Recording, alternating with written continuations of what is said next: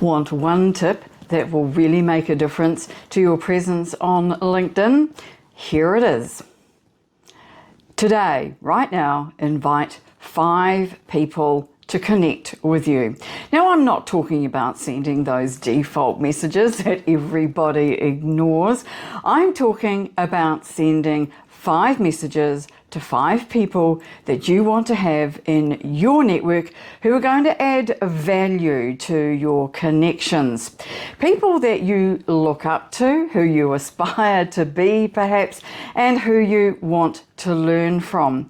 Send them a personalized invite to connect. That way, they are much more likely to say yes. But that's only step 1. Once they have accepted, you need to start a conversation. Now, depending on who they are, that might be quite easy, but it might take a little bit of perseverance. So you might want to try a few different things. If you don't get a response to a simple text message, for example, try sending them a personalized video. Very few people do this, and it's very effective. If that seems one step too far, try a voice note. That too stands out in the messaging feed with a nice long blue line, and so people can easily spot that it's a voice message.